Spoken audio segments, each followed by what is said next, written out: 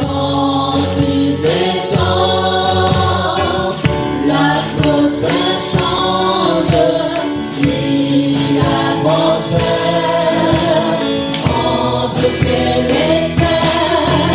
Le Saint-Esprit est là. Le Saint-Esprit est là. Le Saint-Esprit est là. Le Saint-Esprit est là. Les maladies s'enfuient, les aveugles voient, les paralytiques sautent de joie. Les aigris entendent, les sourds entendent, par ta puissance, par ta puissance. Les maladies s'enfuient. Les aveugles voient, les paralytiques sautent de joie. Les aigris l'entendent, les sourds entendent, par sa puissance, par sa puissance, par sa puissance, il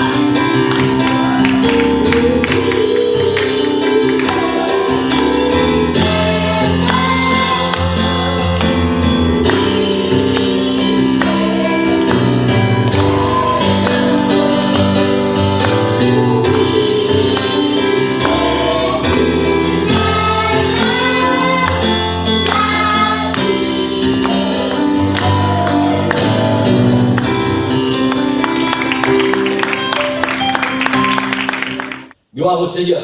La première valeur du royaume de Dieu que nous avons vu, pour ceux qui se souviennent, c'est du Saint-Esprit et de feu. Amen. Ce week-end, nous fêtons la Pentecôte. Je voudrais vraiment mettre quelque chose dans vos cœurs ce matin. J'espère que vous n'êtes pas là à attendre patiemment. Il est 11h04 exactement, presque 5 à l'horloge. Et que vous n'êtes pas là à attendre, pasteur, combien de temps il va prêcher aujourd'hui, parce qu'on va rentrer. Hier, ils ont parlé aux informations que le repas préféré des Français le dimanche midi, c'est le poulet. C'est pareil, c'est symbolique. Tous les dimanches, c'est poulet. Toutes les sauces, chaque dimanche, c'est une sauce différente, mais le dimanche, c'est le jour du poulet. Pareil, il paraît. En même temps, vous savez, quand j'habitais chez mes parents, le dimanche, c'était le jour du poulet. Voilà, c'est bon. À toutes les sauces, mais c'était le jour du poulet. Voilà, gloire au Seigneur. Donc, je ne sais pas, aujourd'hui pour vous, c'est quoi? On est dimanche. Hein? Du poulet. Alors, est-ce que c'est le jour du poulet? Ou est-ce que c'est le jour pour donner la gloire au Seigneur? Est-ce que c'est un jour spécial parce qu'aujourd'hui, c'est la Pentecôte? Amen. Il y a quelque chose de particulier, de spécial qui se produit le jour de la Pentecôte. Et ce matin, nous voulons nous souvenir de cela et nous voulons profiter de ces bénédictions. Amen. Alors, mettez un sourire sur votre visage. Donnez-moi un petit peu de retour. Voilà, communiquez avec moi et vous allez voir, ça va très bien se passer. Le Seigneur va remplir vos cœurs, il va vous bénir, il va changer vos vies et vous allez quitter ce lieu tout à l'heure différent au nom du Seigneur. C'est mon désir en tout cas. Je me suis préparé pour ça, Église. Je me suis préparé pour ça. Je ne veux pas venir à l'église et juste être un spectateur. Je veux que quand je viens à l'église, il se passe quelque chose. Amen. C'est pour ça qu'on vient à l'église. On arrive à l'église, on arrive dans la présence du Seigneur avec nos soucis, avec nos problèmes, avec nos tracas, avec tous nos gros sacs à dos de la vie, parce que la vie est la même pour tout le monde. Et puis quand on arrive dans la présence du Seigneur, on dépose tout ça à la croix, parce que le Seigneur a dit, venez à moi vous qui êtes fatigués et chargés, et après il fait une promesse, il dit, je vais vous donner du repos. Amen. Le Seigneur veut nous donner du repos ce matin dans nos cœurs, dans nos âmes, remplir nos cœurs et nos vies de son esprit. Amen. Gloire au Seigneur. Chaque année à la Pentecôte, on parle de ce qui s'est passé il y a 2000 ans. On parle de la Pentecôte. À Pâques, on parle de Pâques. À Noël, on parle de Noël. À la Pentecôte, on parle de la Pentecôte. À l'Ascension, on parle de l'Ascension. Hein? Et vous direz, c'est tout à fait normal parce qu'on ne va pas parler de Noël à la Pâques. Voilà, gloire au Seigneur. Donc ce matin, on va forcément parler de la Pentecôte. Mais je vais essayer de vous emmener sur un terrain différent ce matin. On va relire, pour celles et ceux qui ne savent pas, ou qui auraient oublié ce qui s'est passé le jour de la Pentecôte, c'est dans le livre des Actes, chapitre 2, versets 38 et 39. Actes, chapitre 2, versets 38 et 39. Tout le monde connaît ces versets par cœur. Si vous ne connaissez pas encore, c'est le moment de les apprendre, c'est comme le psaume 23. Actes, chapitre 2, versets 38 et 39. Pierre leur dit, donc on va commencer le verset 1er, après avoir entendu ce discours, ils eurent le cœur vivement touché, ils dirent à Pierre et aux autres apôtres, hommes frères, que ferons-nous? Pierre leur dit, repentez-vous, que chacun de vous soit baptisé au nom du Seigneur Jésus-Christ pour le pardon de vos péchés, et vous recevrez le don du Saint-Esprit. Car la promesse est pour vous, pour vos enfants, et pour tous ceux qui sont au loin, en aussi grand nombre que le Seigneur, notre Dieu, les appellera. Amen. Ce matin, j'aimerais vous faire, restez debout encore quelques instants s'il vous plaît, vous faire découvrir ou redécouvrir la Pentecôte autrement. Autrement.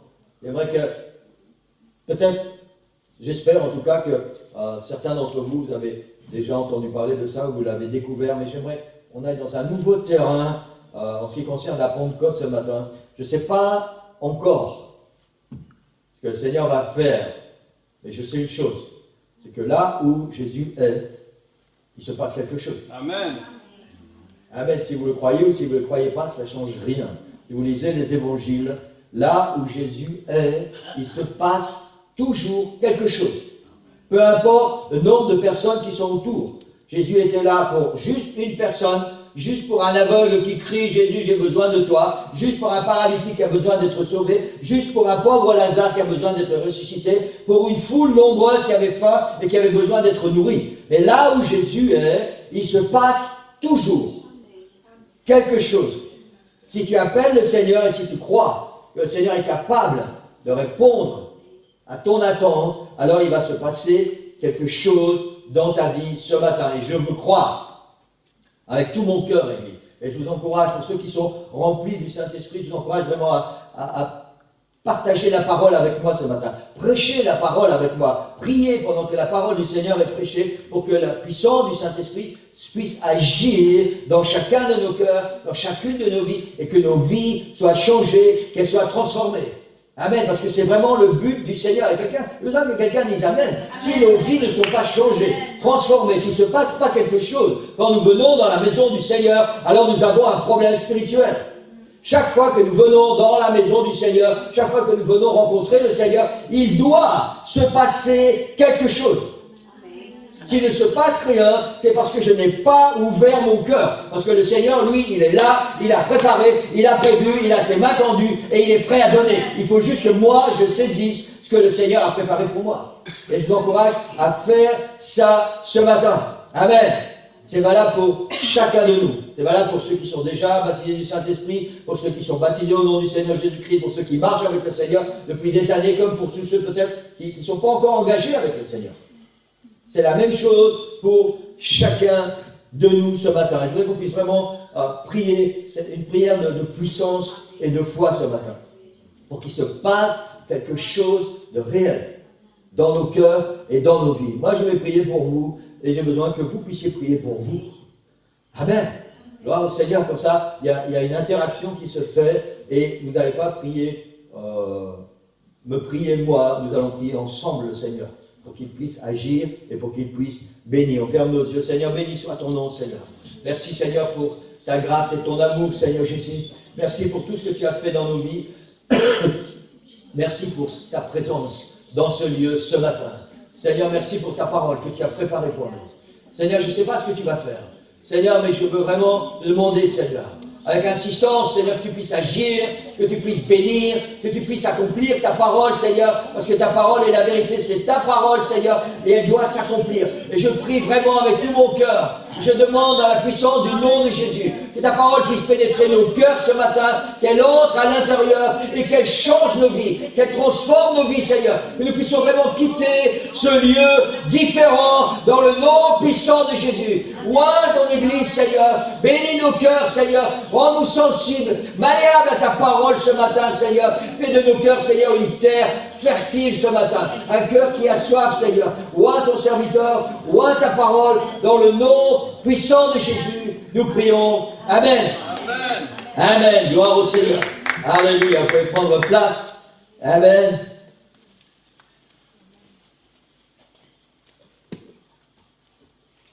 Ça donne soif de parler.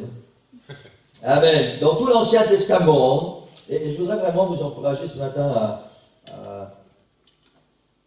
à être avec moi. Je ne sais pas si vous comprenez ce que j'essaie de dire. Je ne vais pas pouvoir apporter la parole du Seigneur si on n'est pas ensemble. Amen. Donc j'ai besoin d'entendre Amen, j'ai besoin de voir des sourires sur votre visage, j'ai besoin de voir qu'il se passe quelque chose dans vos cœurs. Amen. Ne dormez pas, ce n'est pas l'heure. Tout à l'heure, vous pourrez faire la sieste si vous voulez. Moi, c'est ce que je vais faire cet après-midi, après dîner. Je vais faire la sieste. Mais ce n'est pas le temps. La Bible dit qu'il y a un temps pour tout. Maintenant, c'est le temps pour entendre la parole du Seigneur et laisser la parole du Seigneur agir dans nos cœurs et dans nos vies. Amen. Et je pense qu'il est important que chacun de nous puissions comprendre que nous avons tous besoin d'entendre cette parole aujourd'hui. Quand je prépare la parole du Seigneur, je suis tellement reconnaissant. Vous savez, les pasteurs, on n'a pas toujours que des avantages, parce qu'il y a aussi le revers de la médaille, mais on a tellement d'avantages. Quand on prépare la parole du Seigneur, on est tellement béni. Quand on reçoit la parole du Seigneur, il y a plein de choses que nous recevons et qu'on ne partage pas à l'église parce qu'on n'a pas le temps.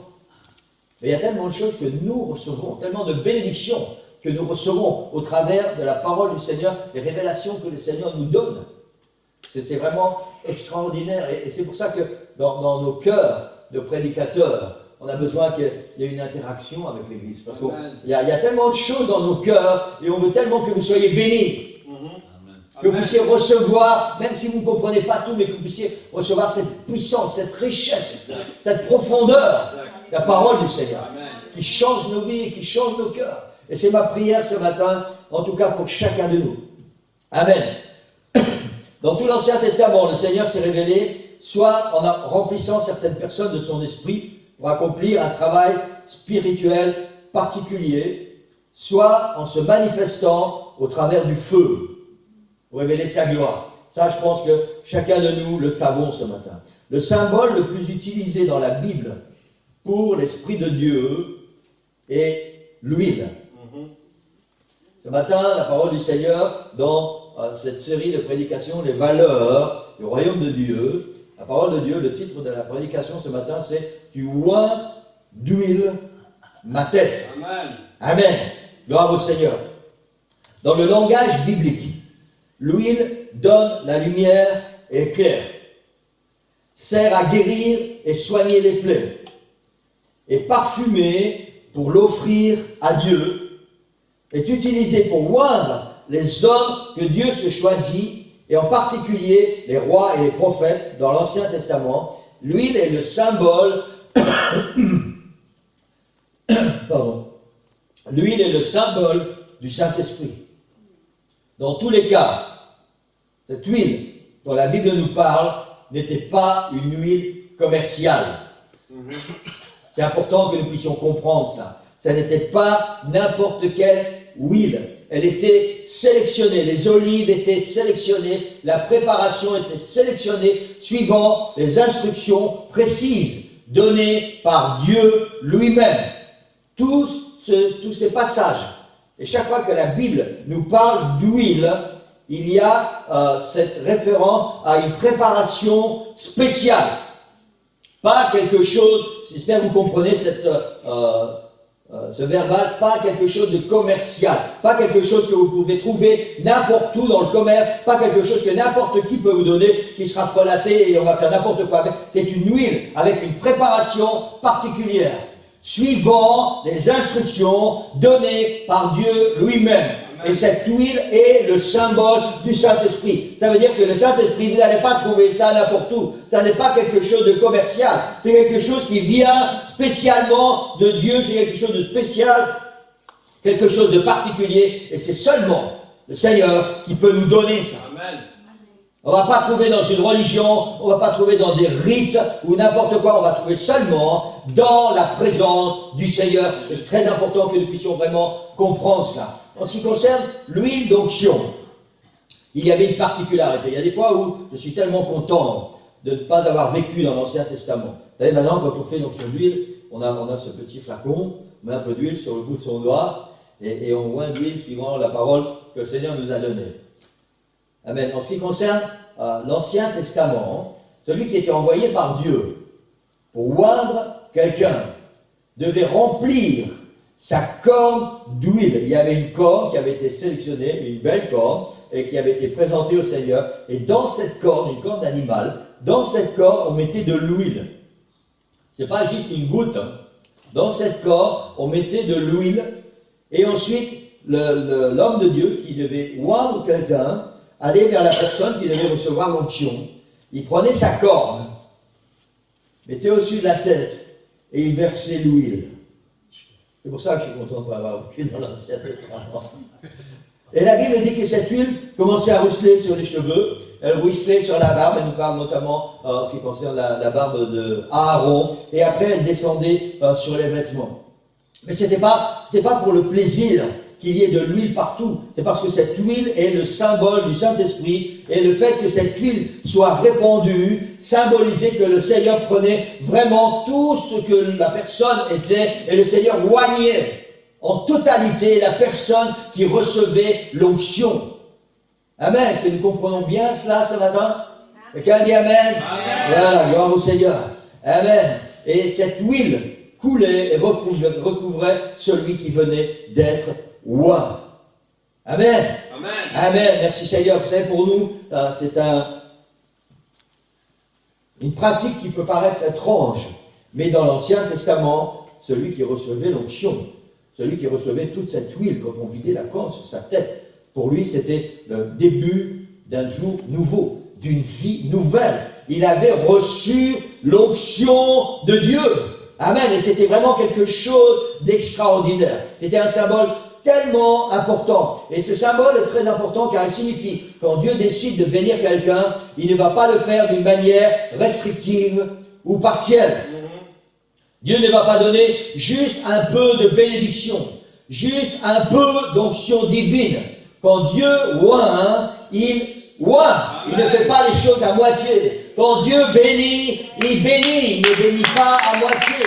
Quand Dieu guérit, il guérit. Il ne guérit pas à moitié. Quand Dieu restaure un cœur ou une âme, il restaure. Il ne fait pas les choses à moitié. Et c'est ce symbole extraordinaire de cette onction d'huile, de cette corne qui était vidée sur la tête de cette personne qui recevait l'onction. Dans Ésaïe, au chapitre 61, et les 4 premiers versets, il est dit, c'est une prophétie qui concerne Jésus-Christ. L'Esprit du Seigneur, l'Éternel, est sur moi, car l'Éternel m'a oint pour porter de bonnes nouvelles aux malheureux. Il m'a envoyé pour guérir ceux qui ont le cœur brisé, pour proclamer aux captifs la liberté et aux prisonniers la délivrance, pour publier une année de grâce de l'Éternel et un jour de vengeance de notre Dieu, pour consoler tous les affligés, pour accorder aux affligés de Sion, pour leur donner un diadème au lieu de la cendre, une huile de joie au lieu du deuil, un vêtement de louange au lieu d'un esprit abattu, afin qu'on les appelle des térébintes ou des chênes de la justice, une plantation de l'Éternel pour servir à sa gloire. Ils rebâtiront sur d'anciennes ruines, ils relèveront d'antiques décombres, ils renouvelleront des villes ravagées, dévastées depuis longtemps. C'est une prophétie qui concerne tout ce que Jésus est venu faire sur la terre, pour chacun de nous. Et tout au début de son ministère, Jésus est entré dans une synagogue et on est venu lui apporter ce que la Bible appelle le rouleau. Vous savez, dans le temps, les livres n'étaient pas comme ça, c'était des rouleaux. On écrivait sur des rouleaux et après on roulait les livres. Et les évangiles nous rapportent que quand Jésus est entré dans les synagogues, on lui a apporté le rouleau du livre et c'était le prophète Ésaïe. Et Jésus a lu les versets que nous venons de lire. Et après, il a refermé le rouleau. Et il a dit dans Luc, chapitre 4, et le verset 21, « Aujourd'hui même, pour vous qui l'entendez, cette prophétie de l'Écriture est devenue réalité, où elle est accomplie. Cette prophétie est devenue réalité. » Tous ces versets que nous avons lus dans Ésaïe, ce pourquoi Jésus est venu donner sa vie, tout est accompli. C'est devenu la réalité pour chacun de nous. Et tellement souvent, les gens parlent de l'Ancien Testament, ils disent, oui, mais c'était l'Ancien Testament, c'était pour avant, c'était pour le peuple de Dieu. Jésus dit maintenant, et il parle de lui, cette prophétie est accomplie. Amen. Voilà pourquoi je suis venu, et voilà ce que je vais offrir à tous ceux qui vont m'ouvrir leur cœur. Voilà pourquoi je vais mourir sur la croix pour donner ma vie, pour que vous puissiez vivre à nouveau. Amen. Qu'est-ce que devenu cette réalité? Jésus dit, ou qu'est-ce que ça veut dire, ce que Jésus dit, l'Éternel m'a oint pour porter de bonnes nouvelles aux malheureux. À partir du moment où nous n'appartenons pas au Seigneur, quand Jésus est arrivé sur cette terre, le monde était un monde malheureux. Mis à part quelques prophètes, même le peuple d'Israël, on pourrait penser que c'est le peuple de Dieu, même le peuple d'Israël était un peuple malheureux. Le monde entier était dans le malheur et dans la misère. Et Jésus est venu accomplir son ministère pour chacun de nous. Et la Bible dit, c'est ce qu'on a lu, il dit, il m'a envoyé pour guérir ceux qui ont le cœur brisé. C'est ce que Jésus est venu faire. C'était ce qu'il a annoncé il y a 2000 ans, c'est ce que le prophète Ésaïe a annoncé bien avant, et c'est ce qui est encore réel aujourd'hui pour chacun de nous. Amen. Ça, c'est la Pentecôte, l'Église. Yes. C'est la Pentecôte. C'est pas seulement l'effusion du Saint-Esprit dans la salle à l'étage, dans ces 120 personnes qui étaient là réunies ensemble. Ça, c'est la Pentecôte. C'est la réalisation des prophéties de l'Ancien Testament et qui concerne le ministère de Jésus pour chacun de nous. Quelqu'un dit Amen? Amen. Il m'a envoyé pour guérir ceux qui ont le cœur brisé, pour proclamer aux captifs la liberté. Je ne sais pas si nous allons nous retrouver quelque part dans cette parole du Seigneur ce matin. Pour proclamer aux captifs la liberté et aux prisonniers la délivrance. Pour publier une année de grâce de l'Éternel, un jour de vengeance de notre Dieu. Pour consoler, c'est ce que Jésus est venu faire, pour consoler tous les affligés, pour accorder aux affligés de Sion, pour leur donner un diadème au lieu de la cendre. La cendre était symbole de deuil. Les gens mettaient des sacs quand ils étaient en deuil et ils s'asseyaient dans la cendre. Jésus est venu pour accorder un diadème, c'est-à-dire une couronne au lieu de la cendre, une huile de joie au lieu du deuil, un vêtement de louange au lieu d'un esprit abattu, afin qu'on les appelle des térébintes de la justice, une plantation de l'Éternel pour servir à sa gloire. Et le verset 4 dit, ils rebâtiront sur d'anciennes ruines. Ils relèveront d'antiques décombres. Ils renouvelleront des villes ravagées, dévastées depuis longtemps. C'est ça, Église, qui s'est passé le jour de la Pentecôte. Et voilà ce qui se passe quand le Saint-Esprit vient remplir ta vie et couler sur toi. Toutes ces promesses doivent se réaliser sur ta vie quand tu reçois le Saint-Esprit. Amen. Et je ne sais pas si vous êtes reconnu quelque part. Il m'a envoyé pour guérir ceux qui ont le cœur brisé. Chaque fois que j'ai eu le cœur brisé, le Seigneur est venu et il m'a béni. Il a restauré mon cœur. C'est pour ça que le Seigneur est venu. Pour proclamer aux captifs la liberté et aux prisonniers la délivrance. On ne parle pas des gens qui sont en prison dans un bâtiment avec des gardiens et des murailles. Nous parlons d'une prison à l'intérieur. Ceux qui sont captifs, soit par le péché, soit par des mauvaises habitudes, soit par des mauvaises attitudes. Je ne sais pas, ceux qui sont captifs de quelque chose. Ils sont liés avec quelque chose. Le Seigneur dit, je suis venu pour donner aux captifs la liberté. Amen. Parfois, nous sommes captifs de notre passé. Nous sommes captifs de ce que nous avons vécu avec nos parents, de notre éducation, des généalogies qui ont été avant nous, des choses qui se répètent de génération en génération, et nous sommes liés avec ces choses. Le Seigneur est venu pour donner la liberté, pour publier une année de grâce de l'Éternel. Nous savons tous ce que signifie la grâce. La grâce signifie que quand le Seigneur nous regarde, il ne regarde pas nos imperfections, il ne regarde pas nos péchés, il ne regarde pas nos problèmes, il ne regarde pas nos mauvais caractères, il ne regarde pas tout ce que nous faisons qui est mauvais. Le Seigneur nous regarde avec amour et il voit ce qu'il va faire dans nos vies et il nous voit plus tard après quand il aura changé nos vies et quand il aura fait de nous quelqu'un de bien meilleur. Et c'est ça la grâce du Seigneur. Il est venu publier une année de grâce. C'est-à-dire que le Seigneur veut nous regarder avec ses yeux d'amour, avec ses yeux de Père céleste. Et il veut voir plus loin. Il ne regarde pas ce que nous sommes maintenant. Et je suis tellement reconnaissant au Seigneur pour cela. Vous savez, Sœur Nicole est témoin, Jean-Luc est témoin aussi. Mais je suis tellement reconnaissant au Seigneur que quand j'étais jeune, le Seigneur a répandu sa grâce sur moi. Il n'a pas regardé ce que j'étais à cette époque-là. Il a regardé tout le potentiel qu'il y avait à l'intérieur et tout ce qu'il allait faire en moi et tout ce que j'allais devenir après. Ça, c'est la grâce du Seigneur. Et je suis tellement reconnaissant au Seigneur pour sa grâce. Et cette grâce, elle est valable et elle est réelle pour chacun de nous. Chacun de nous, le Seigneur ne regarde pas à ce que nous sommes maintenant. Le Seigneur regarde à ce que nous allons devenir. Quelqu'un a dit un jour, le Seigneur... Donnez-moi 30 secondes, je dois remettre ça dans ma tête. Le Seigneur t'aime comme tu es, mais il t'aime trop pour te laisser comme tu es. Amen. Amen. Ça, c'est la grâce de Dieu. Le Seigneur t'aime comme tu es. Et comme tu es, tu viens dans la présence du Seigneur et tu ouvres ton cœur au Seigneur. Mais il t'aime trop pour te laisser comme tu es. Le Seigneur veut répandre son esprit, sa puissance dans ta vie et changer ta vie. C'est ce qu'il a fait avec moi, c'est ce qu'il a fait avec la majorité d'entre nous. Et c'est ce qu'il veut faire avec chacun. Pour leur donner un diadème, une couronne. La Bible enseigne que nous sommes venus, nous sommes devenus roi et reine avec le Seigneur. Dans son royaume, nous parlons des valeurs du royaume de Dieu. Amen, nous sommes devenus des rois et des reines dans le royaume de Dieu. Ça, c'est la grâce du Seigneur. Ce que nous étions avant, l'apôtre Paul dit, les choses anciennes sont passées. Et voici, toutes choses sont devenues nouvelles. Amen. Nous avons un accès direct dans la présence du Seigneur et nous sommes devenus rois et reines avec le Seigneur.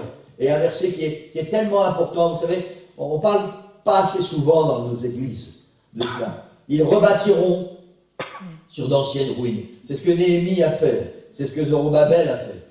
Ils sont revenus à Jérusalem, cette ville qui avait été complètement détruite, complètement dévastée. Et ils ont commencé à reconstruire. Parfois, nous pensons, à tort, qu'il n'y a plus rien qui est possible pour nous. On a fait tellement de dégâts, on a fait tellement de choses qui ne sont pas bien, notre vie est tellement moche, que même Dieu ne peut plus rien faire pour nous. La promesse du Seigneur, elle est là. Ils rebâtiront sur d'anciennes ruines. Ils relèveront d'antiques décombres. Ça veut dire, peu importe. Ces mots sont tellement importants. Ils relèveront d'antiques décombres. D'antique, ça veut dire quelque chose qui nous rapporte à un temps très lointain. Parfois, nous pourrions penser que depuis tellement longtemps, notre vie n'est pas bien, notre vie n'est pas belle, notre vie n'est pas ce qu'elle devrait être. Depuis tellement longtemps, ces mauvaises habitudes sont tellement ancrées en moi que maintenant, c'est plus possible que ça change. Le Seigneur dit, ils relèveront d'antiques décombres. Amen. Amen. Il n'y a pas de passer trop lourd avec le Seigneur, il n'y a pas des choses trop mauvaises. Peu importe depuis le temps que ça dure, le Seigneur veut nous remplir de son esprit et avec la puissance de son esprit, il veut nous aider à reconstruire, à rebâtir quelque chose de nouveau. Amen. Ça, c'est ce que le Seigneur veut faire et c'est ce qui s'est passé le jour de la Pentecôte et c'est ce que le Seigneur a pour nous, pour chacune de nos vies ce matin. On a étudié il y a quelque temps sur Zorobabel dans Zacharie chapitre 4 et le verset 6. Et je ne vais pas revenir sur ces détails. Il reprit et me dit, c'est ici la parole que l'Éternel adresse à Zorobabel. Ce n'est ni par la puissance, ni par la force, mais c'est par mon esprit, dit l'Éternel. Mais c'est par mon esprit, dit l'Éternel. Ce que le Seigneur nous dit dans ce verset, c'est que là où nous sommes incapables, où nous pensons que nous sommes incapables de changer les choses, de changer nos pensées, d'oublier le passé, de nous libérer de ce qui nous détruit, là où nous sommes incapables, par nos propres forces, de construire quelque chose de bien et de durable, alors Jésus déclare, par mon esprit, cela est possible. Et ça, c'est la Pentecôte, Église. C'est ça la Pentecôte. Jésus déclare, par mon esprit, cela est possible. Amen. Et nous sommes sur la terre, des millions et des millions, à pouvoir témoigner de cette vérité, qu'avec le Seigneur, tout est possible. Tout est possible. Amen. Alléluia. Vous savez, je parle souvent de mon père, et c'est un témoignage tellement, pour moi en tout cas, qu'il ait vécu, tellement extraordinaire. Moi, j'ai vécu sous la domination d'un père alcoolique et ivrogne. Ça veut dire que mon père ne rentrait jamais à jeun à la maison. Parfois, il ne rentrait même pas. Il avait sa mobilette, et parfois, c'était tellement... ils étaient plusieurs dans sa tête, et tombaient dans le champ, et il ne rentrait pas à la maison. Mon père avait une vie de débauche, extraordinaire. On parle que, parfois, on pense que les choses ne peuvent pas changer.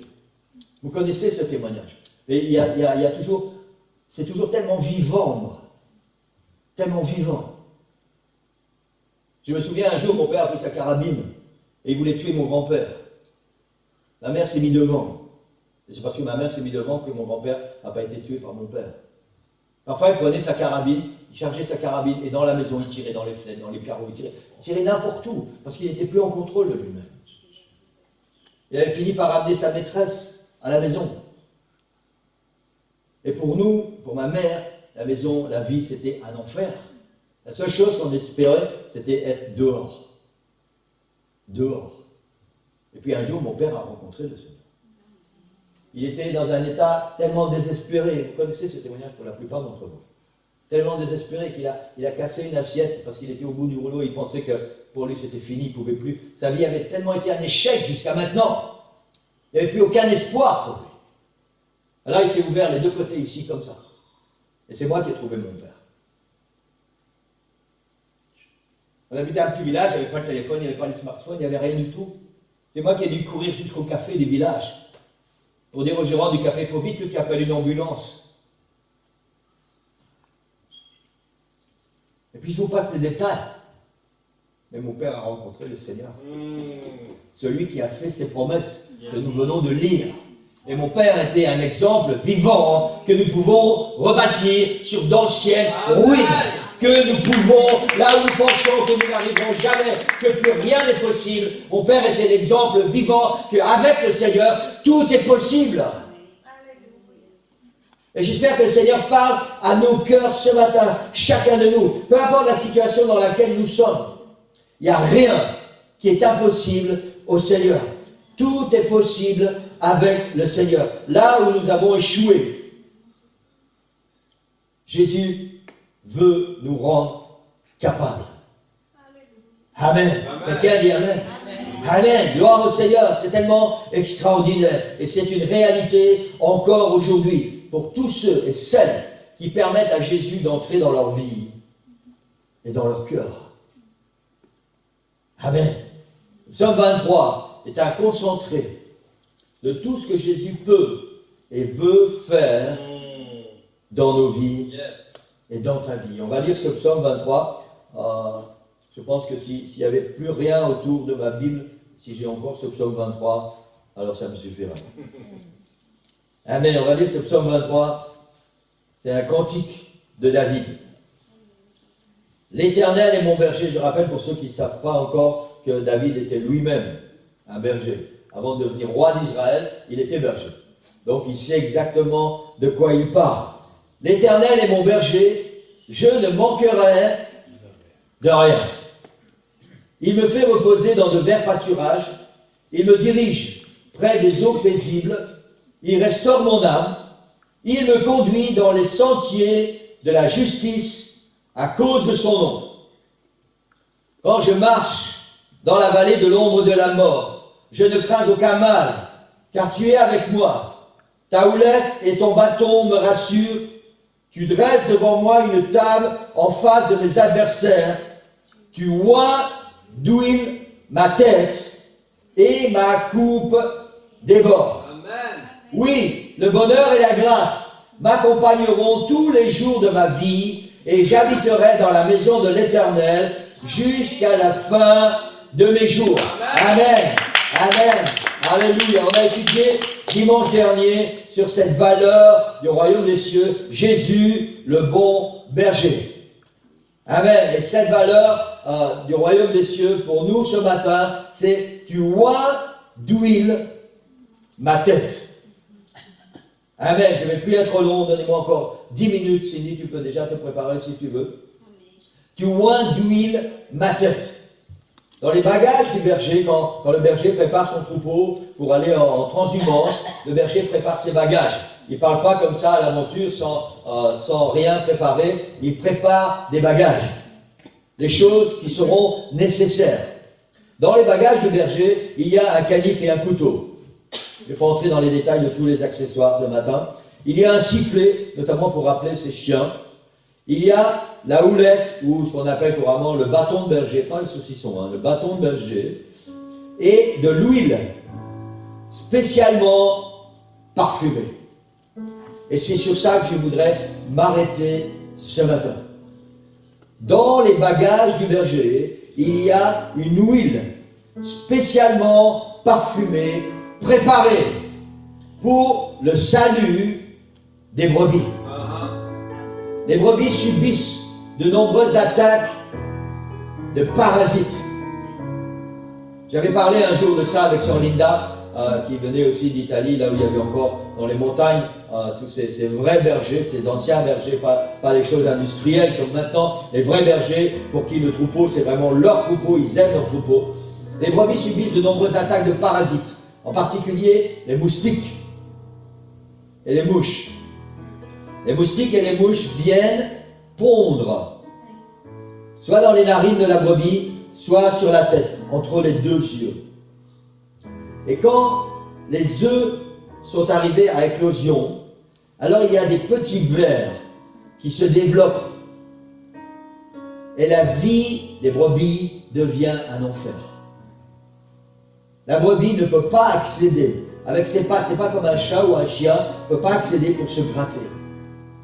Et là où ces parasites ont pondu, là où ces œufs ont éclos, alors il y a quelque chose qui commence à dégénérer. Il y a la peau, ces vers commencent à manger toute cette surface, que ce soit dans les narines ou que ce soit au-dessus du front. Et la vie des brebis devient un véritable enfer. Et les brebis, pour se débarrasser de ces vers, elles pensent qu'elles n'ont pas d'autre choix que de se cogner la tête quelque part pour essayer d'écraser ces vers. Et elles se tapent la tête, et elles se tapent la tête, et elles se tapent la tête. Et plus elles se tapent la tête, et plus elles s'abîment le cerveau, et plus elles s'abîment la tête. Et certaines brebis vont jusqu'à tellement se taper la tête pour se débarrasser de ces parasites qu'elles en meurent.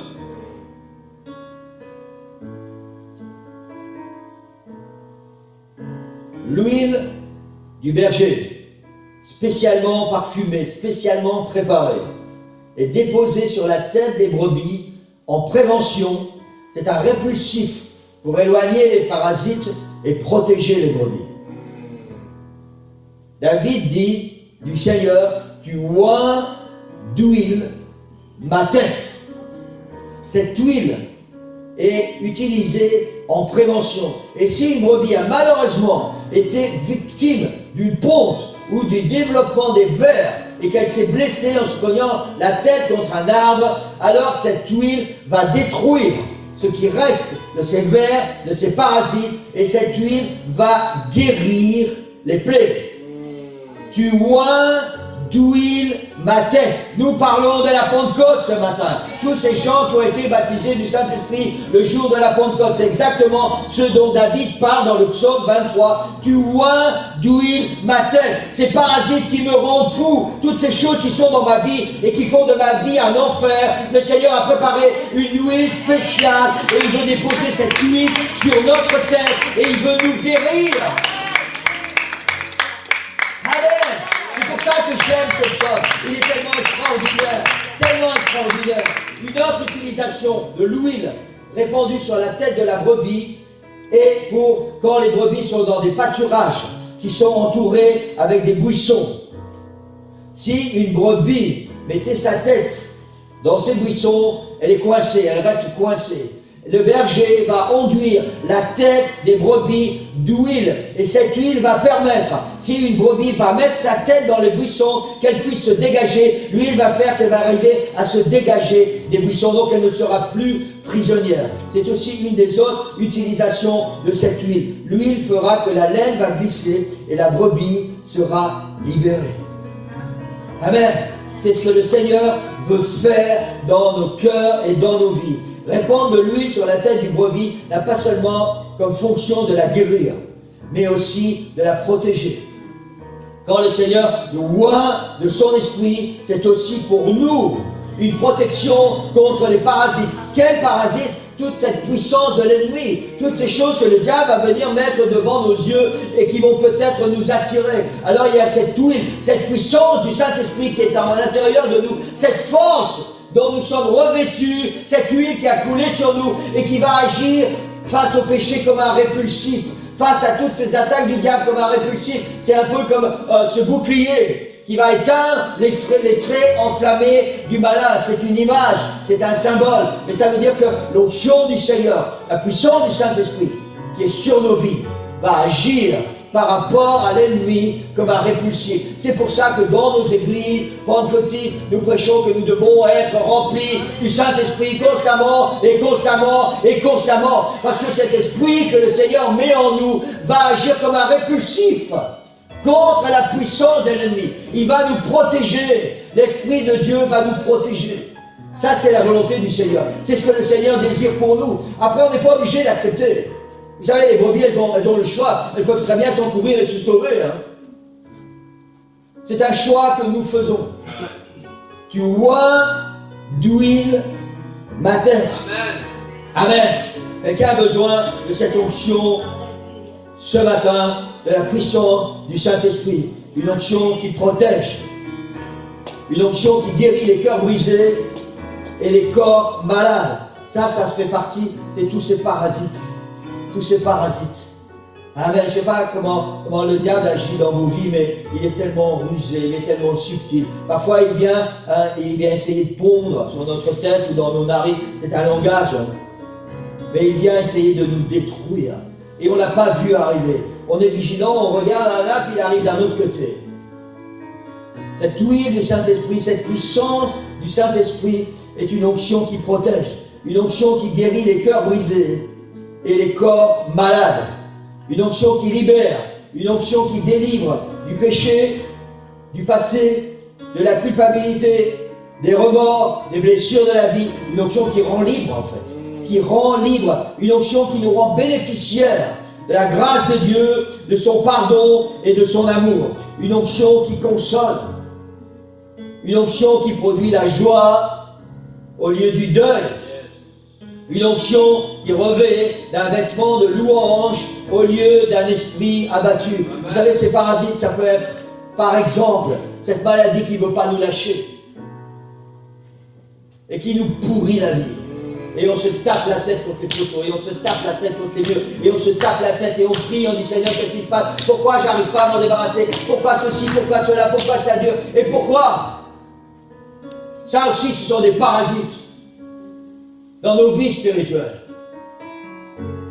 Et David dit, tu oins d'huile ma tête. Tu oins d'huile ma tête. Peu importe ce dont nous avons besoin, Église, c'est important que nous puissions vraiment calibrer tout ça dans notre esprit. Il n'y a rien que le Seigneur ne soit pas capable de faire pour nous. Il n'y a rien dont le Seigneur ne soit pas capable de nous délivrer, de nous libérer. Rien. Que ce soit des petites choses ou que ce soit des grandes choses.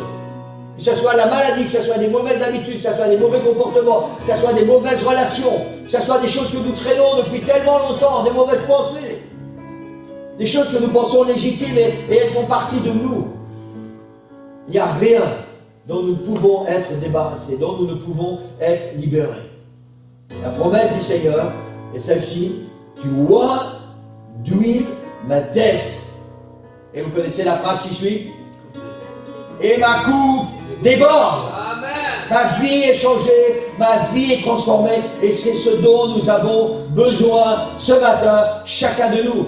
Amen. Peut-être certains vous pensez, oui, mais moi je suis chrétien depuis 20 ans, depuis 30 ans, j'ai déjà été baptisé du Saint-Esprit, je suis baptisé d'eau au nom du Seigneur Jésus-Christ, et puis je marche avec le Seigneur, je lis ma Bible, je viens à l'église. Qui a besoin d'une onction nouvelle, qui a besoin de cette corne d'huile qui soit déversée sur ta vie ce matin, et qui va agir en prévention contre l'ennemi, et qui va te guérir de toutes ces choses que le diable a mis sur ta vie. Amen, avec cette promesse. Et cette promesse est tellement merveilleuse. Ils rebâtiront sur d'anciennes ruines. Alléluia. Ils relèveront d'antiques décombres. Ils renouvelleront des villes ravagées, dévastées depuis longtemps. Amen. Quelqu'un a besoin ce matin de dire Seigneur, prends ta corde. Wow. Prends ta corde, Seigneur. Verse. Oins ma tête d'huile pour que ma coupe déborde. Et qu'on puisse tous se lever. Amen. Si vous avez besoin de venir à l'autel, venez à l'autel. Si vous avez besoin de prière, on prie ensemble. Je vais prier avec vous. Mais je voudrais qu'on puisse vraiment aller dans la présence du Seigneur ce matin. La parole du Seigneur est celle-ci. Pour ce jour de Pentecôte 2022. Oins d'huile ma tête. Et ma coupe déborde.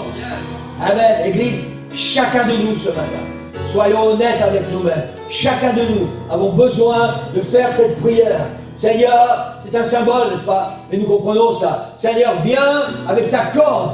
Seigneur, et verse ta corde d'huile sur ma tête. Oins-moi d'huile de ton esprit, Seigneur, et que ma coupe déborde.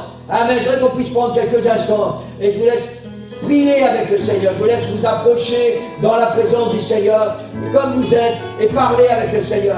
Alléluia. Seigneur, merci pour ta parole. Merci pour ta parole ce matin, Seigneur. Seigneur, j'ai besoin de toi. J'ai besoin, Seigneur, que tu oignes ma tête de ton huile, Seigneur. Cette huile sainte, Seigneur, de ton esprit, de ta puissance. Seigneur, nous avons tous besoin ce matin, Seigneur, de cette onction divine, de cette onction puissante, Seigneur. Et nous sommes dans ta présence, Seigneur. Seigneur, ouvre-nous ma terre. Ouvre-nous ma terre. Bénis ton église, Seigneur. Seigneur, ouvre chacun de nous ce matin. Ouvre, Seigneur. Ouvre, Seigneur. Découlez, Seigneur, cette corps d'huile sur nos têtes ce matin. Seigneur, nous avons besoin de toi, Seigneur. Nous avons besoin de toi, Seigneur. Viens, Seigneur. Viens, Seigneur. Roule, Seigneur. Roule dans ma vie. Roule sur moi,